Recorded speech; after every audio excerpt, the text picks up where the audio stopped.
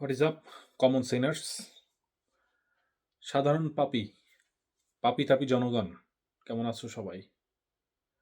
তো নিউজ সত্য, ক্যাপশনে যেটা দেখতে পাচ্ছ যে ট্রাম্প অ্যাজ অফ নাও, আজকের মতো আমি নিউজটা একটু বের করি, 75টা কান্ট্রিতে ভিসা ব্যান দিছে। চলো আমরা একটু নিউজটা দেখি। ওকে, ট্রাম্প অ্যাজ অফ নাও, আজকে হচ্ছে জানুয়ারি মাসের 2026 সালের জানুয়ারি মাসের 14 তারিখ। ওকে, সো নিউজ দুই রকম জায়গা থেকে আর দুই রকমভাবে আসতেছে, বাট তোমাদেরকে যেটা খেয়াল রাখতে হবে যে নিউজ কোত্থেকে নিচ্ছ। ইন্টারেস্টিং ব্যাপার। যাই হোক, এই ইন্টারেস্টিং ব্যাপারটা একটু পরে বলি। বাট নিউজ যেটা সেটা হচ্ছে যে ট্রাম্প 75টা কান্ট্রি থেকে ভিসা প্রসেসিং বন্ধ করেছে, এবং এটা ইমিগ্রেন্ট ভিসা প্রসেসিং। ওকে, তো চলো আমরা গার্ডিয়ানে যে নিউজটা দেওয়া আছে সেটা পড়ি, যে Trump administration indefinitely suspended immigrant visa processing from 75 countries. And তারপর হচ্ছে নিচে লেখা আছে, so the freeze, which takes effect on 21st January, target applicants officials deem likely to become public charge, people who they believe may rely on government benefits for basic needs. So এই যে কান্ট্রিগুলোর নাম দেওয়া আছে, সেই কান্ট্রিগুলো যেটা করে যে আমেরিকাতে তারা বেসিক নিডের জন্য, খাওয়া দাওয়া, হেলথ কেয়ার থেকে শুরু করে এইসব বেসিক নিডের জন্য তারা পাবলিক বেনিফিটের উপরে রিলাই করে। ওকে, সো এদেরকে যদি কাট করে দেওয়া যায়, এদেরকে যদি বিতাড়িত করা যায়, বা এদেরকে যদি ইকুয়েশন থেকে কমানো যায়, তাহলে কি হবে? তাহলে আমেরিকার ট্যাক্স পেয়ারদের উপরে যে বার্ডেন সেটা কমবে। এই জিনিসগুলো নিয়ে পরে কথা বলতেছি। সো যাই হোক, আমি নিউজটা একটু কন্টিনিউ করি। According to a Wednesday State Department cable obtained by The Guardian, the sweeping list cuts across every major region of the world, spanning countries in Africa, Asia, Latin America, the Middle East, and the Eastern Europe. According to the cable, exceptions include dual nationals with a valid passport for a country not on the list, or if the applicant is able to demonstrate their travel would service an America First national interest. If a visa has already been approved but the visa has not been printed in the consular office, must refuse the case. Very interesting. যদি ভিসাটা already approve হয়ে থাকে, তারপর যদি ভিসাটা যদি consular office থেকে এখনো প্রিন্ট না হয়, তাহলে মাস্ট রিফিউজ দ্য কেস। মানে হচ্ছে ভিসা কিন্তু দেওয়া হবে না। ইন দ্যাট কেস অ্যাপ্রুভ হয়ে গেল, প্রিন্ট না হওয়া পর্যন্ত ভিসা অ্যাপ্রুভ হয় নাই, বা ভিসাটা রিফিউজ করা হবে, কেসটা রিফিউজ করা হবে। বাট এখানে আরেকটা কথা আছে, আমরা অনেকে মনে করি কি এমবেসিতে আমাদেরকে ভিসাটা সিল ছাপ্পা দিয়ে দিলে আমাদেরকে ভিসা হয়ে গেছে, কাজ হয়ে গেছে, চলে আসতে পারবো না। ভিসা কিন্তু পয়েন্ট অফ এন্ট্রিতে আবার ভ্যালিডেট হয়। যেই ভিসাটা আপনাকে বাংলাদেশ বা যেখানকার এমবেসিতে আপনারা থাকেন সেখান থেকে যেটা দেওয়া হবে, সেটা আপনারা যখন এই আমেরিকাতে আসবেন, যেই পোর্ট অফ এন্ট্রি দিয়ে ঢুকবেন, সেখানে যে সিবিপি অফিসার থাকে, সেই সিবিপি অফিসারকে বলা হয় কি বলা হয়, border petrol.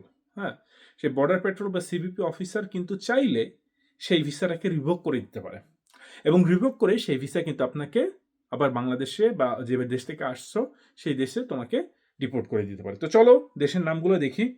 Afghanistan, Albania, Algeria, Antigua, Barbuda, Armenia, Azerbaijan, Bahamas, Bangladesh. আমার সোনার বাংলাদেশ, আমার প্রিয় বাংলাদেশ। কি করলাম আমরা এই বাংলাদেশকে? হ্যাঁ, কি করে ফেললাম আমরা এই বাংলাদেশকে? তলাবিহীন ঝুড়ি, সেই 50 বছর আগে যেটা ছিল, এখনই কি তাহলে সেই তলাবিহীন ঝুড়ি আছে, যেই কারণে আমাদেরকে এই দেশে এখানে আসতে হলো? আরও আছে Belarus, Belize, Bhutan, Bosnia Herzegovina, Brazil, Myanmar, Cambodia, Cameroon, Cape Verde, Colombia, Cote d'Ivoire, এটা মনে হয় কোনো African country, Cote d'Ivoire, okay, Cuba, Congo, Dominica, Egypt interesting, Eritrea, Ethiopia, Fiji, Gambia, Georgia, Georgia কিন্তু European country, Ghana, Grenada, Guatemala, Guinea, Haiti, Iran, of course, Iraq, যুদ্ধ করে দেশটা তামাতামা করে দিয়েছে কিন্তু এখন আসতে পারবে না, Jamaica, Jordan, Kazakhstan, Kosovo, Kuwait, interesting. Kuwait কিভাবে এই লিস্টে আসলো? কুয়েত যেখানে রিলেটিভলি ইটস নট লাইক বাংলাদেশের মতো স্যাসরা কান্ট্রি বা গরিব country, sorry for the language, but it is true, is what it is, right? Kyrgyzstan, Laos, Lebanon, again সব দেশের চাপে পড়ে ইয়ে হয়ে গেছে, লাইবেরিয়া, লিবিয়া, নর্থ মেসিডোনিয়া, এই যে ইয়ার দিকে কান্ট্রি একটা, গ্রিসের ওই দিকে, Eastern European, Moldova, Mongolia, Montenegro, Morocco কিন্তু মোটামুটি ভালো country, but still, Nepal, again Nicaragua, Nigeria, Pakistan, আমাদের প্রিয় পাকিস্তান, রাইট, কঙ্গো, রাশিয়া তো বোঝাই যাচ্ছে কেন, Rwanda, Saint Kitts and Nevis, Saint Lucia, Saint Vincent, Senegal, Sierra Somalia, South Sudan South Sudan কিন্তু আমেরিকাই ক্রিয়েট করছে, যাই হোক, সিরিয়া, তানজানিয়া, থাইল্যান্ড কেন অনেকে বলতেছে, Togo, Tunisia, relative better country than Bangladesh, but anyway, Uganda, Uruguay, Uzbekistan, Yemen বোঝাই যায়। তো এই হচ্ছে লিস্ট, হ্যাঁ, অ্যান্ড দেন এই হচ্ছে গার্ডিয়ানের নিউজ, ওকে। সো আমরা এই নিউজটা পড়লাম, এটা সবাই অলরেডি জেনে গেছে। তো অনেকে হয়তো বাংলাদেশে ভাবে যে বাংলাদেশের নিউজ মিডিয়াগুলো ঠিক মতো নিউজ দেয় কিনা, না, নিউজ আসলে সত্য। তো এখন আসি মজার পার্টে, নিউজ থেকে তোমরা নিবা সেটার উপরে ডিপেন্ড করতেছে নিউজটা কীরকম হয়, রাইট? এখন তুমি যদি সেম নিউজটা ফক্স নিউজ থেকে নাও, ফক্স নিউজের ক্যাপশন দেখো, caption, okay, coat, US freezes all visa processing for 75 countries including Somalia, Russia, Iran. Okay, Fox news কিন্তু অলওয়েজ ট্রাই করে একটা ন্যারেটিভ, হ্যাঁ, ওদের একটা প্রোপাগান্ডা, মানে নাৎসি জার্মানিতে যেমন প্রোপাগান্ডা ইয়া ছিল, এটা আমি শুনে আসছি কিন্তু কখনো দেখি নাই যে কি প্রোপাগান্ডা, কিভাবে কি। এখন আমেরিকা বসিয়ে বা সারা বিশ্বতেই সবাই কিন্তু দেখতেছে প্রোপাগান্ডা মেশিন কিভাবে চলে। হ্যাঁ, আমরা এখানে আমেরিকানরা কিন্তু বলে যে চায়না প্রোপাগান্ডা চালায়, অমুক দেশ প্রোপাগান্ডা চালায়, এই অথরিটির দেশ। আমেরিকা মানে কিভাবে প্রোপাগান্ডা চালায়, হ্যাঁ, সেটাও কিন্তু আজকে আমরা প্র্যাকটিক্যালি দেখতেছি। সো সবাই দেখলে এই যে ফক্স নিউজের এই নিউজটা দেখলে সবাই কি মনে করবে যে মনে হয় সব ধরনের ভিসা প্রসেসিং, ভিসা কিন্তু অলওয়েজ যে ইমিগ্রেশন ভিসা হয় তা কিন্তু না, নন ইমিগ্রেন্ট ভিসাও কিন্তু আছে। ভিসার মধ্যে কিন্তু সব ধরনের ইয়ে আছে। ভিসা কিন্তু একটা দেশে যাওয়ার পারমিশন, এই পারমিশন তো সবসময় যে ইমিগ্রেশন পারপাজে হয় তা কিন্তু না, নন ইমিগ্রেশন পারপাজে কিন্তু হয়ে থাকে। কিন্তু ফক্স নিউজ অলওয়েজ যেই ন্যারেটিভটা ক্রিয়েট করে ট্রাই করে, সেখানে সে বলতেছে যে 75 কান্ট্রি থেকে সব ধরনের ভিসা বন্ধ, সব ধরনের ভিসা, অল ভিসা প্রসেসিং, হ্যাঁ। সো এর মধ্যে আবার কিন্তু আছে, যখন তুমি ভিতরে যাবো, ভিতরে গেলে ওরা একদম চিপায় চাপায় ঠিকঠাক মতো লেখে আর কি, এই যে the State Department is pausing immigrant visa processing for 75 countries, right? ওই যে বাংলাদেশের ইয়ে আছে না, যে বাংলাদেশি নিউজ মিডিয়াগুলো যেরকম ক্লিক বেইট করে, ইয়ারাও কিন্তু এরকম করে। তো মানুষজন কি করবে, যারা আর কি রাইট উইং পলিটিক্স ফলো করে বা যারা আসলে কনজারভেটিভ পলিটিক্স ফলো করে, তারা কিন্তু এটা থেকে শুরু করবে যে না, সব ধরনের ভিসা আমরা 75টা কান্ট্রি থেকে বন্ধ করে দিচ্ছি, কিন্তু আবার যারা লেফট উইং পলিটিক্স ফলো করে, তারা আবার ওই যে একটু তাদের ফেভারেবল, যেহেতু তারা ওইভাবে নিউজটা এভাবে প্রেজেন্ট করবে, কিন্তু সবারই একটা বায়াস থাকে। তো নিউজ থেকে নিবা সেটা তোমরা অবশ্যই জেনে বুঝে নিবে আর কি। তো যাই হোক, নিউজের হিসাব বাদ দিলাম, এখন আসি ডিসকাশনে। হ্যাঁ, এখন আমরা ডিসকাশনে আসি, জাস্ট ইমপ্রম্পটু ডিসকাশন করতেছি, ডেটা ম্যাটার আমার সামনে অত কিছু নাই। বাট এখন কথা হচ্ছে যে কেন দেওয়া হইলো? হ্যাঁ, ট্রাম্প অ্যাডমিনিস্ট্রেশন কিন্তু শুরু থেকে, এবং রাইট উইং যারা পলিটিশিয়ান আছে বা রাইট উইং পলিটিক্স যারা করতেছে, রাইটের মধ্যে আবার কিছু আছে আলট্রা রাইট, স্টিভ ব্যানন থেকে শুরু করে আলট্রা রাইট কিন্তু আছে, কিছু আছে মধ্যপন্থী রাইট। হ্যাঁ, ট্রাম্প কাছাকাছি বলে যে মধ্যপন্থী রাইট, বাট আলট্রা রাইট যারা একদম ইমিগ্রেশন বন্ধ করে দিতে চায়, যারা চায় যে আমেরিকায় অনলি হোয়াইট ন্যাশনাল ছাড়া, হোয়াইট ইউরোপিয়ান ছাড়া আর কোথা থেকে কেউ কিছু আসবে না, অনলি খ্রিস্টানরা আসবে, অনলি ইউরোপিয়ানরা আসবে, অনলি হোয়াইট ইউরোপিয়ানরা আসবে, অ্যান্ড দেন এই হোয়াইট ইউরোপিয়ানদের মধ্যে ক্যাথলিক বাদ অনলি প্রোটেস্ট্যান্ট আসবে, রাইট, অনলি ইভেঞ্জেলিস্ট আসবে। এটাই হচ্ছে রাইট উইং পলিটিক্সের মূল মন্ত্র। এখন যে যত কথা বলুক, না আমরা পলিটিক্স, আমরা রেসিস্ট না, আমরা এই না সেই না, হ্যাঁ, টেররিস্ট কখনো বলে না যে আমরা টেররিস্ট, হ্যাঁ, এরকম রেসিস্ট কখনো বলে না আমরা রেসিস্ট, হ্যাঁ। তো ইভেঞ্জেলিস্ট যারা আমেরিকাতে যারা ইভেঞ্জেলিজম প্রচার করে, হোয়াইট আমেরিকান ইভেঞ্জেলিস্ট, এরা kind of racist, pseudo racist বলা যায়। এবং এরা সাধারণত রাইট উইং পলিটিক্সটা করে, এবং এরা এটাই চায় যে আমেরিকাটা হোয়াইট থাকুক। হ্যাঁ, এটার বলে হোয়াইট ন্যাশনালিজম, হোয়াইট সুপ্রিমেসি, যেটাই হোক না কেন, বিভিন্ন লেয়ার দিয়ে ঢাকার চেষ্টা করে, শাক দিয়ে মাছ ঢাক। কিন্তু বেসিক্যালি একটা জিনিসই তারা চায় আমেরিকা হোয়াইট থাকুক, এবং হোয়াইট থেকে তারা সারা বিশ্বে ডমিনেট করুক, সারা বিশ্ব মরে যাক, কিন্তু তারাই এইটা মানে নিজেরা লুটেপুটে খাবে, ভাগযোগ করে খাবে। কিন্তু অন্যান্য বিশ্ব, যেটা গ্লোবাল থার্ড ওয়ার্ল্ড বলো, গ্লোবাল সাউথ বলো, হ্যাঁ, তারা ওখানে ধ্বংস হয়ে যাক। হ্যাঁ, তাদের ওখানে যদি কোনো রিসোর্স পাই সেটা আমরা নিয়ে আসবো, কিন্তু ওদেরকে আসতে দিব না। রাইট, যেটা হয়েছে বিভিন্ন কান্ট্রিতে, যাই হোক নাম না বলি, অলরেডি জানো কোন কান্ট্রির নাম বলতেছি। ওকে, সো এইসব নিয়ে কিছু বলার নাই। হ্যাঁ, এখন আমি এই ভিডিওটা করতেছি, এটা কিন্তু আমার ফ্রিডম অফ স্পিচ এক্সারসাইজ করতেছি, ফার্স্ট অ্যামেন্ডমেন্ট, সেকেন্ড অ্যামেন্ডমেন্ট, যেটাই হোক না কেন। কিন্তু আমার জন্য তারা এইসব অ্যামেন্ডমেন্ট গুণ না, আমার পাইলেই জেলে দিয়ে দিবে। আমার কথা পছন্দ হবে না, আমার জেলে দিয়ে দিবে। অ্যামেন্ডমেন্ট কার জন্য? ওই সাদার জন্য। ওকে, সুবিধা সব হচ্ছে সাদার জন্য। তো যাই হোক, এখন মেইন মোদ্দা কথায় যেটা আসি, অ্যানালাইসিসের মোদ্দা কথা, কেন এটা হইল। এখন হোয়াইট আমেরিকানরা তো চায় যে আমেরিকা হোয়াইট থাকুক, এর মধ্যে কোনো রকম ব্রাউন পিপল না আসুক, অন্যান্য কান্ট্রি থেকে না আসুক, চৈনিকরা না আসুক, হ্যাঁ, ইন্ডিয়ানরা না আসুক, জাপানিজরা না আসুক, ইত্যাদি বিভিন্ন কান্ট্রি থেকে কেউ যাতে না আসে, এটাই তারা চায়। ওকে, এখন যে যত কথা বলুক, এটাই মেইনলি তারা চায়। আর আসলে এরাই আসুক। এরা আর যদি অন্যান্য কান্ট্রি থেকে আসে, গরিব কান্ট্রি থেকে, তারা এসে কি করবে? তারা হচ্ছে ঝাড়ু দিবে, তারা হচ্ছে গার্বেজ ট্রাক চালাবে, হ্যাঁ, এগুলো করবে। এইটা হচ্ছে তাদের চাওয়া পাওয়া।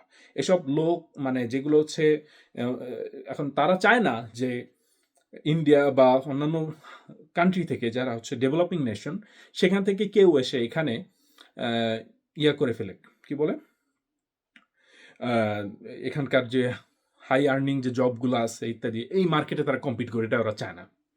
হাইন্ডসাইট আর কি, হাইন্ডসাইট বলতেছি। তো এটা হচ্ছে ওদের আলটিমেট লক্ষ্য। তো এখন ট্রাম্প অ্যাডমিনিস্ট্রেশন কিন্তু অলওয়েজ বলে থাকে যে না, আমরা ইলিগাল ইমিগ্রেশন বাদ দিতেছি, ইলিগাল ইমিগ্রেশনের বিরুদ্ধে। কিন্তু তারা এমনভাবে পলিসিগুলো ইমপ্লিমেন্ট করে, এই স্টিভেন মিলার থেকে শুরু করে। তোমরা যদি না জানো স্টিভেন মিলারকে, তাহলে তোমরা কিছু জানো না আসলে। জেনে নাও স্টিভেন মিলারকে। কারণ ট্রাম্প যখন ফার্স্ট টাইমের ক্ষমতা ছিল, সে তখন এগুলোই ট্রাই করতেছিল, কিন্তু ওইভাবে সাকসেসফুল হয় নাই বা শেষ করতে পারেনি তাদের মিশনটা। সেকেন্ড টার্মে যখন আবার আসলো, তখন সে কিন্তু আবার স্টিভেন মিলারই দিছে এই লোকটাকে। হ্যাঁ, সেই স্টিভেন মিলারকে দেওয়ার পরে সে কিন্তু এখন তার যেই ফার্স্ট টার্মে যেগুলো শেষ করতে পারে নাই, সেগুলো করতেছে। এবং তার করতে না পারার যেই বাকেট লিস্ট ছিল বা চেক লিস্ট ছিল, তার মধ্যে লিগ্যাল ইমিগ্রেশনটাকে হল্ট করার বিভিন্ন রকম মানে প্ল্যান তার ছিল।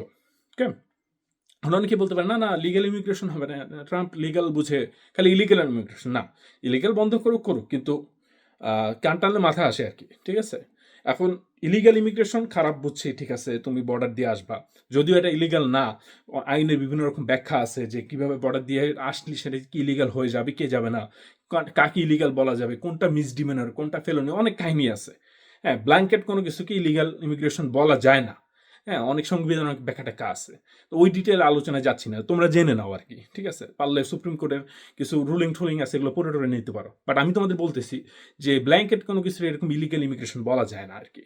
হ্যাঁ, ইলিগাল ইমিগ্রেন্ট বলা যায় না। এখন তুমি যদি বর্ডারে আসে, যদি অ্যাসাইলাম চাও, তোমাকে অ্যাসাইলাম দিতে এখানকার সিবিপি বা এখানকার বর্ডার পেট্রোল বাধ্য, এরকম একটা ব্যাপার আছে। হ্যাঁ, কোট করো না এখানে কোনো, বাট ব্যাপারটা হচ্ছে এরকম আর কি, যে আমেরিকার মানে সংবিধান মানুষকে অ্যাসাইলাম দিতে বাধ্য, বা অ্যাসাইলাম দিতে কেউ চাইলে তাকে অ্যাসাইলাম দিতে হবে, এরকম একটা ব্যাপার আছে ফান্ডামেন্টাল। কিন্তু ট্রাম্প অ্যাডমিনিস্ট্রেশন কি করবে, যে তোমাকে বর্ডার পর্যন্ত আসতে দিবে না। রাইট, ধরো মেক্সিকো দিয়ে তো মানুষজন ম্যাক্সিমাম বর্ডারে আসে, তোমাকে বর্ডার পর্যন্ত আসতে দিল না। ওরা ওইখানেই তোমার কার্টেল মার্টেল সব সাজা রাখছে, আর্মিটার এমনভাবে সাজা রাখবে, তুমি যে বর্ডারে আইসে লিগালি তুমি যে বলবা যে আমি বর্ডার পর্যন্ত আসছি, আমার এখানে অ্যাসাইলাম দাও, হ্যাঁ, আমার জানটা এখন ধ্বংস হয়ে যাবে যদি অ্যাসাইলাম না দাও, আমার এখানে অ্যাসাইলাম দাও, এই কথাটা যে বলতে আসবা, সেটাই বন্ধ করে দিবে। এবং সেটাই তারা দিছে। ওকে, তুমি অ্যাসাইলাম মানে এখন তোমার অ্যাসাইলাম এর ইয়ে আছে কিনা, তোমার যোগ্য কিনা অ্যাসাইলাম এর, সেই কোশ্চেন তো পরে, জন্য তো এদের লিগাল সিস্টেম আসি। তুমি এদেশে আসবা, দেন তোমাকে একটা ওয়ার্ক পারমিট দিবে, দেন তুমি হচ্ছে এখানে লিগাল ওয়ার্ক পারমিট নিয়ে কাজবাজ করবা, দেন হচ্ছে তুমি কোর্ট ফেস করবা। মেইন প্রবলেম যেটা হয়, মানুষজন এদেশে আসে, প্রসেসের মধ্যে দিয়ে যায়, দেন তারা কাগজটা পায়, অথবা তাদেরকে ছেড়ে দেওয়া হয়। হ্যাঁ, তাদের কারণ এখানকার প্রিজন সিস্টেম তো এত বড় না যে এরকম লোকজনদেরকে তাদেরকে ধরে রাখতে পারবে। তো তারা কি করে, একটা মুচলেখা দিয়ে বা একটা সাইন দিয়ে ছেড়ে দেয় যে যাও তোমরা কাজ করো, যারা অ্যাসাইলাম নিতে আসে। দেন তাদেরকে বলে যে তুমি ওই কোর্টের অমুক ডেটে এসে দেখা করো। তো অনেক লোক কি করে যে এই দেখাটা আর করে না। এখন এর মধ্যে অনেকেই আছে অল্প শিক্ষিত, মানে তারা বুঝেও না অতটা। হ্যাঁ, তো তারা যে আইসে দেখা করতে হবে, এই যে কোর্ট প্রসিডিউর মেনটেন করতে হবে, এটা অনেকে বুঝে শুনে না।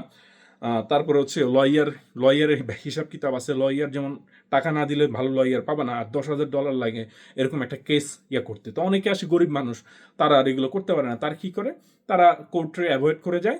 দেন হচ্ছে আস্তে আস্তে একটা সময় যেহেতু কোর্ট তাকে প্রেজেন্ট দেখে না তার কেসের সময়, তখন তার বিরুদ্ধে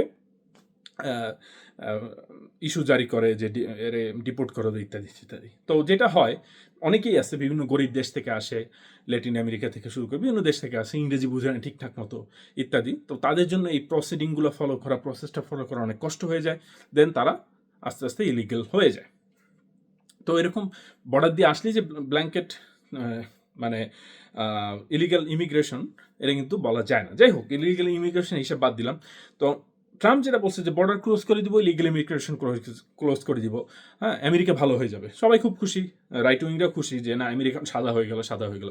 তাদের কিন্তু মানে রাইট উইংদের মানে এক আলট্রা রাইট উইং, যারা রেসিস্ট রাইট উইং আর কি, তাদের কিন্তু ইচ্ছা নাই যে আমেরিকা উন্নত হয়ে যাক, আমেরিকা সজল সফলা শস্য শ্যামলা হয়ে যায়, এটা তাদের চায় না।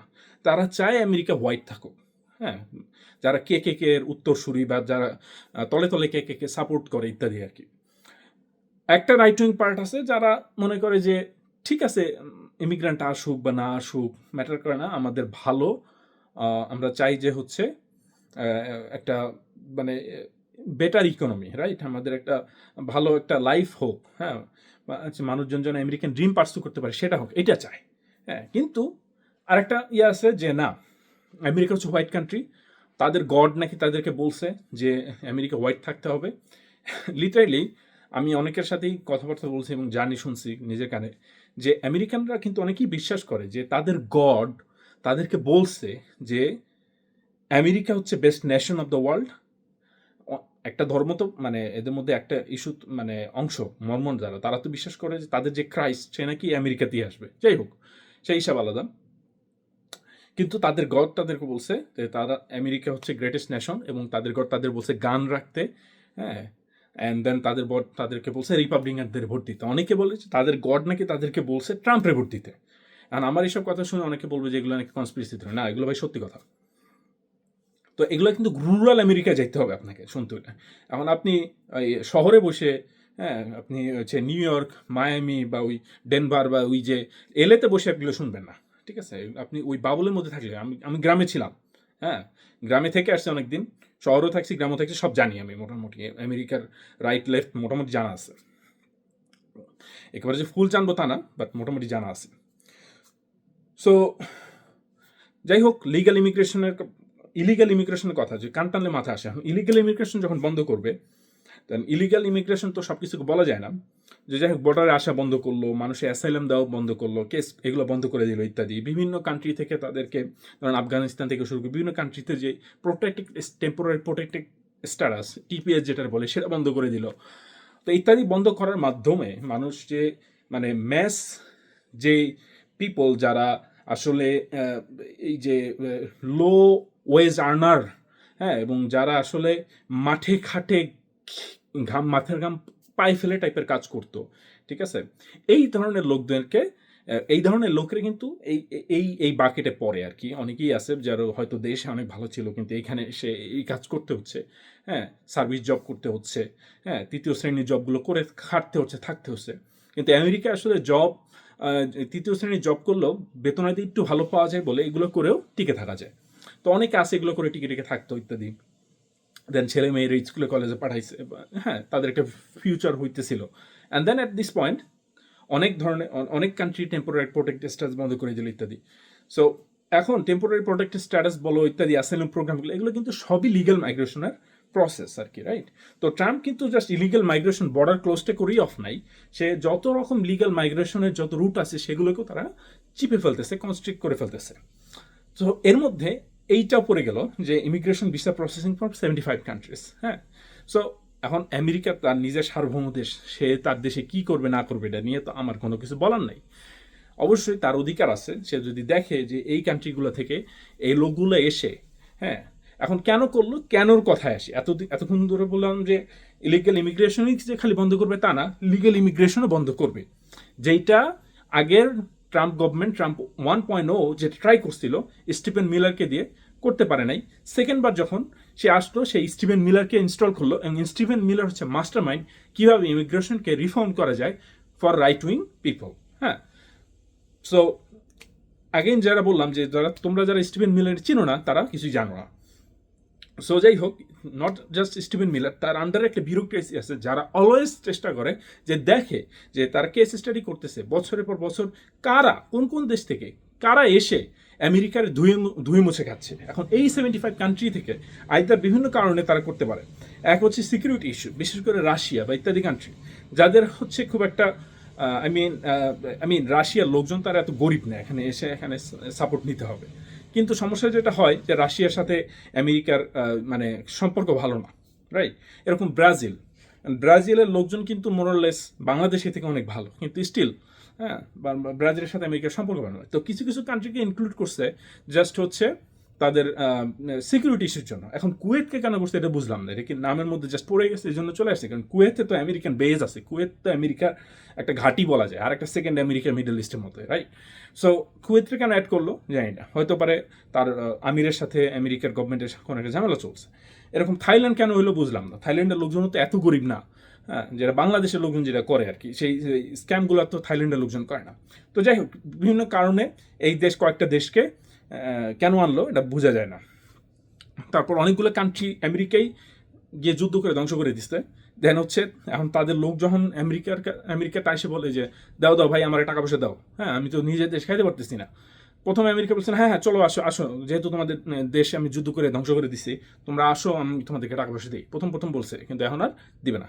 সো আমার ছোটোবেলায় আমার এক সমাজ বিজ্ঞানের এক স্যার বলছিল যে কোন দেশের বন্ধু হইলে কোনো শত্রু লাগে না।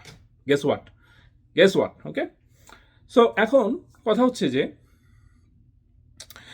এরকম আফগানিস্তান বলো, এই সিরিয়ার কদিন আগে লিবারেট করলো আমেরিকা ইসরায়েল মিলে, রাইট? আমেরিকান ইসরায়েল মিলে সিরিয়ার লিবারেট করলো বাশার আল আসাদ থেকে, যে আর খারাপ লোক ছিল, ঠিক আছে বুঝতে পারছি খারাপ লোক, কিন্তু লিবারেট করে এখন যাদের ক্ষমতায় আছে তাদেরকেও এখন লেজিটিমেসি দিচ্ছে না। তো এই একটা ব্যাপার। আরেকটা কিছু কান্ট্রি, আর বাকি যে কান্ট্রিগুলোর মধ্যে বাংলাদেশ আছে, নেপাল আছে ইত্যাদি, তো এই ধরনের কান্ট্রিগুলো থেকে লোকজন এসে বাংলাদেশের সাথে কিন্তু আমেরিকার পররাষ্ট্র সম্পর্ক বলো কোনো ধরনের সম্পর্ক কিন্তু খারাপ কিছু না, ভালোই চলতেছে। কিন্তু সমস্যা যেটা হয়েছে যে বাংলাদেশি লোকজন আমেরিকা এসে আমেরিকার হচ্ছে দোয়ায় খাইতেছে। হ্যাঁ, আমরা যেমন গরুর দুধ দোয়ায় খাই না, এ হচ্ছে আমেরিকা একটা গরু, সেই গরুর দুধ দোয়ায় খাইতেছে। কেমনে? আমেরিকা মানে বাংলাদেশের, আমি তো বলি যে বাংলাদেশে ম্যাক্সিমাম একটা পার্টি আছে যারা মানে এই নিউ ইয়র্কে থাকে। নিউ ইয়র্কের নাম নিউ ইয়র্ক বাদ দিয়ে আমি নয়া ইয়র্ক, ঠিক আছে? নোয়াখালীর লোকজন মানে কারণ ঢিলা মারলে পাওয়া যায়, নিউ ইয়র্কের এমন অবস্থা। এদিকে ওদিকে সব দিকের খালি নোয়াখালীর লোকজন। তো এই নোয়াখালীর লোকজনরা, সরি মানে কেউ যদি নোয়াখালীর অডিয়েন্স থাকেন মাফ করে দিবেন, বাট নোয়াখালীর একটা অংশ, বিশেষ করে একটা অংশ একটা সময় মানে জাহাজের ছিল, কি বলো ওইগুলারে, ওই যে জাহাজের বয় টয় থাকে না এইসব আর কি, তারা জাহাজে উঠতে একটাই কারণে, কোনো না কোনোভাবে আমেরিকাগামী একটা জাহাজ উঠবো, দেন আমেরিকাকে যাব, আমেরিকা গেলে ওই মানে বন্দরের কাছাকাছি আসলে লাভ দিব, সাঁতার দিয়ে তারপর আমেরিকা যাব। ব্যাপারটা ছিল এরকম একটা সময়, হ্যাঁ। এবং তারা এসে আমেরিকা এসে অনেক স্ট্রাগল করতে করে এখন 10-12 বাড়ির মালিকও হয়ে গেছে, রাইট? বেসিক্যালি বাংলাদেশি বলতে আমেরিকাতে এগুলোই বোঝায়, নোয়াখালীর লোকজন কীভাবে এসে এভাবে আমেরিকাকে জয় করছে।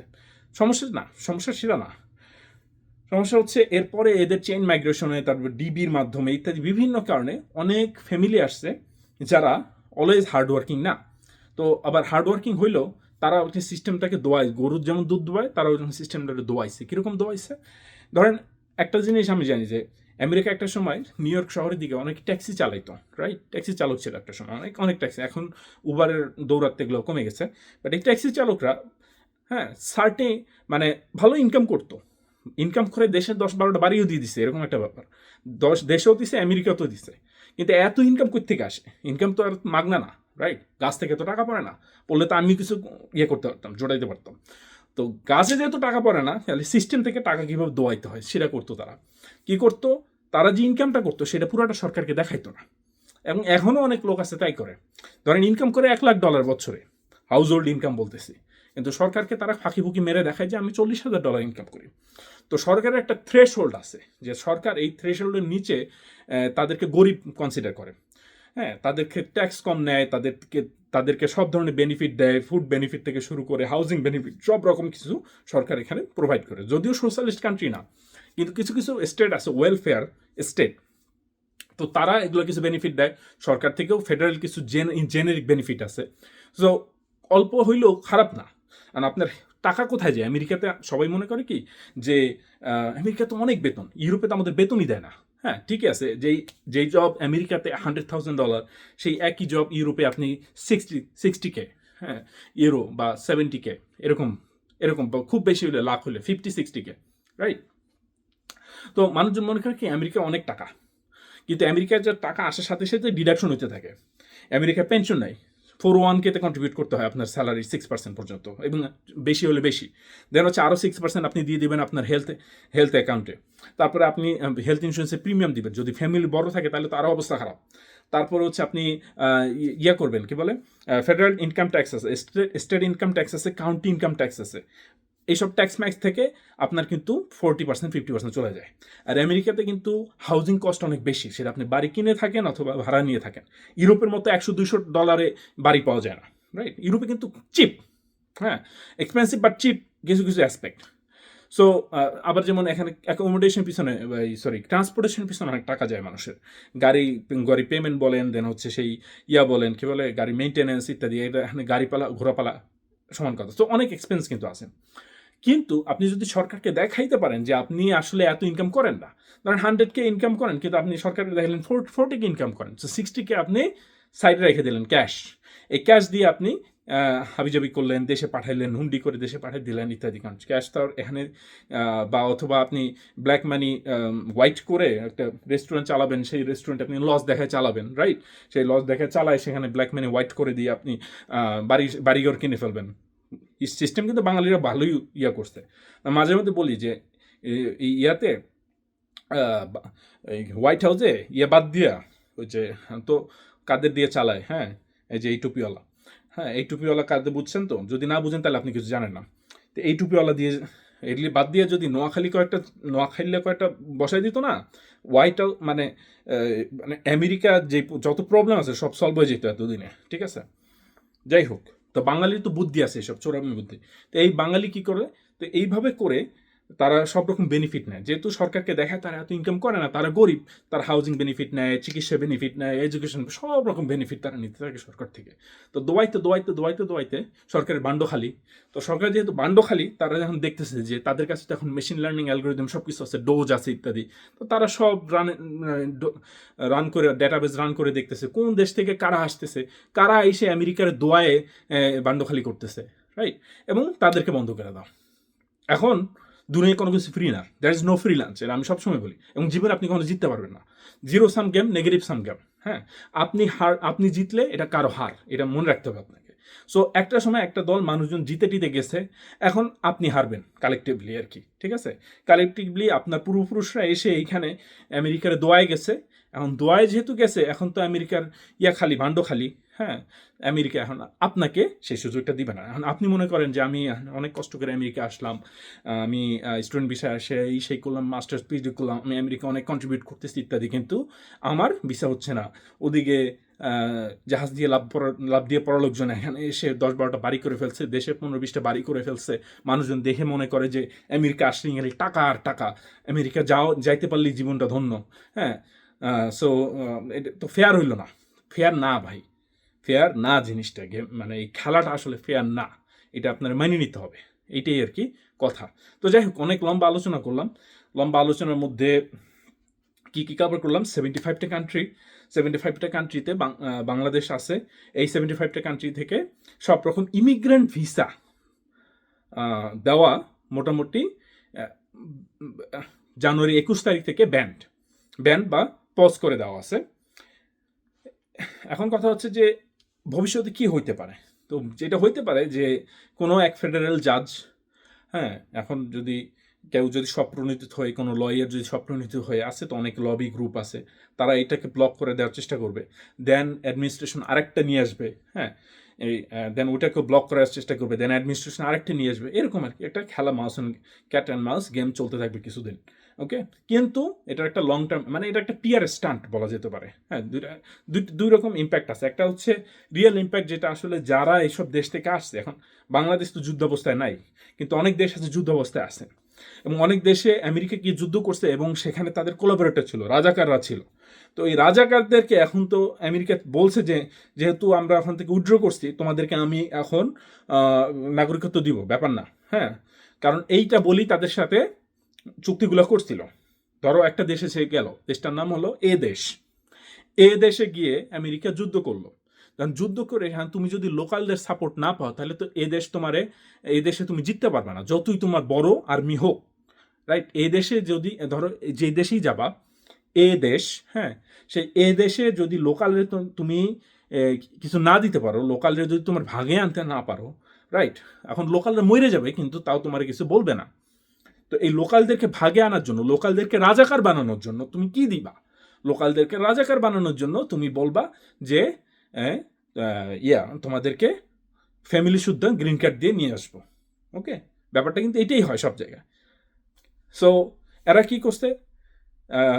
নিজের দেশের বিরুদ্ধে, লোকের বিরুদ্ধে, কজ নিয়ে আমি কথা বলতেছি না, কজ রাইট ও রং হইতেই পারে, কিন্তু তারা নিজের দেশের বিরুদ্ধে গাদ্দারি করছে, রাজাকারি করছে, আর গাদ্দারি করছে। তো গাদ্দারি কইরা তারা আমেরিকার সাহায্য করছিল, উইথ দ্যাট হোপ যে তাদেরকে আমেরিকা নিয়ে যাবে ফ্যামিলি সুদ্ধা, রাইট? এখন যখন যুদ্ধ শেষ হয়ে গেছে, তারপর যখন আমেরিকা দেখতেছে যে এখানে এই দেশে যুদ্ধ করে আমার তো ভাণ্ড খালি হয়ে যাইতেছে, তো ভাণ্ড তো খালি করণ যাইতো না, এখন কি করতে হবে? তল্পি তল্পা গুটায়ে লেজ গুটায় পালাইতে হবে। তো তল্পি তল্পা গুটায় লেজ গুটায় যে পালায় আসছে, পালায় আসার পরে এই যে রাজাকার গাদ্দার গুলো ছিল, এই গাদ্দার রাজাকার গুলার তো ওখানে রাইখে আসছে, ঠিক আছে? তো এই গাদ্দার রাজাকার গুলা তো যখন দেখছে যে দিন পাল্টাই গেছে, তাদের বন্ধু আমেরিকা তাদেরকে খালি, মানে কি বলে, খোলা ময়দানে গিয়ে লুঙ্গিটা ধরে টান দিছে, এখন তো আর কিছু করার নাই, হ্যাঁ। তো তারা অনেকে বিভিন্ন দেশে পলায় টলায় আসছে, তুরস্ক দিয়ে, হেন তেন, পাকিস্তান দিয়ে, হ্যাঁ, পলায় টলায় আমেরিকা আসছে। ফাইনালি আমেরিকা ইউরোপের বিভিন্ন কান্ট্রিতে গেছে, ফাইনালি এসে বলছে আমি হাজির, হ্যাঁ, বান্দা হাজির, এখন আমারে গ্রিন কার্ড দাও। তো আমেরিকা তো সহজে গ্রিন কার্ড দিবে না, তখন তো বলছিল দিবে, হ্যাঁ, যুদ্ধের ময়দানে তো অনেক কিছুই বলা যায়, কিন্তু এখানে আসার পরে তোমাকে তো আমাদের বেটিং করতে হবে, ইত্যাদি ইত্যাদি। তো অনেকে দিছে, অনেকে ঝুলাই মুলাই রাখছে। তো এখন অনেকেই কিন্তু আশায় ছিল, এখন অনেকেই কিন্তু এখন পাকিস্তানে বসে আছে, বিভিন্ন দেশে বসে আছে, কারণ এরা তো গাদ্দার, এরা তো দেশে গেলে খবর আছে করে দিবে, হ্যাঁ। তো এদের আসলে এখন কোনো দেশ নাই, এই অবস্থা হয়ে গেছে। সো চিন্তা করো আর কি, হ্যাঁ, যে আমি বলতেছি না যে কার বিরুদ্ধে লড়বা বা কার পক্ষে লড়বা, কার পক্ষে, এটা তোমার এন্টায়ার ইচ্ছা, কিন্তু তুমি যখন নিজের দেশের মানুষের বিরুদ্ধে গাদ্দারি করবা, সেটা তোমার ধর্মর, মানে আমি কজ বলতেছি না, যেমন সত্যি কথা বলতে বাংলাদেশে জামাত ইসলামী, হ্যাঁ, 71 সালে বাংলাদেশের মানুষের বিরুদ্ধে গাদ্দারি করছিল, পাকিস্তানের পক্ষে গিয়ে, হ্যাঁ, ইসলামের জন্য হোক, ধর্মের জন্য হোক, যেটা তা কিন্তু মানুষের বিরুদ্ধে গাদ্দারি করছিল, এবং এন্টায়ারটি, হ্যাঁ, এরপরে 71 সালের পর থেকে কিন্তু তাদের গায়ে এই একটা কলঙ্কের দাগ লাগিয়ে আছে যে তারা একটা সময় গাদ্দারি করছে। এখন তারা সৎ মানুষ, তারা ভালো, তারা হুজুর, তারা যত কিছু হোক না কেন, গাদ্দারি যে করছে এইটার ইয়ার কিন্তু যাবে না কলঙ্ক, এবং এটার ফল তাদেরকে কিন্তু অলওয়েজ পে করতে হইতেছে, যতই ভালো মানুষই তারা করুক না কেন। ওকে, আল্লাহর দরবারে তারা হয়তো জান্নাত পাই গেছে, কিন্তু এই দুনিয়ায় তারা তো গাদ্দার হিসেবেই বা গাদ্দারের সাপোর্টার হিসেবে পরিচিত, এবং রাজাকার শব্দটা কিন্তু একটা গালি হয়ে গেছে লিটারালি, রাইট? যাই হোক, আবার সেই 24 জুলাই, হ্যাঁ, যারা যারা গাদ্দারি করছে, মানে আছে না যে দেশের মানুষের বিরুদ্ধে, গ্রেটার কজের বিরুদ্ধে যখন তুমি গাদ্দারি করবা, হ্যাঁ, তখন কিন্তু এটা মানে মানে পাবলিক যে একটা একটা থাকে না যে তোমার একটা তো তোমার প্রোপাগান্ডা করে যে আওয়ামী লীগ যেমন প্রোপাগান্ডা করতো যে না রাজাকার খারাপ এই সেই, কিন্তু মানুষ তো বুঝতো যে আসলে কে আসলে ভালো কে আসলে খারাপ, কাকে কিভাবে তকমা দেওয়া হয়। তো যাই হোক, সাধারণ মানুষের বিরুদ্ধে তোমার দেশের মানুষের বিরুদ্ধে যখন তুমি গাদ্দারি করবে তার ফল একটা পাবো। যাই হোক, এটার তো ফল তারা পাইছে, আর আমরা বাঙালিরা কি করছি, এসে সিস্টেমটারে ওগুলোকে দোয়াইছে এতদিন, দোয়ায় মোয়ায় সিস্টেমটারে খালি করে দিছি। তো খালি করার পরে এখন কি হয়েছে, এখন ট্রাম্প অ্যাডমিনিস্ট্রেশনের আমাদেরকে র্যাথ যেটা, হ্যাঁ সেই সেই র্যাথটা এখন আমাদেরকে ভোগ করতে হবে আর কি। ওকে।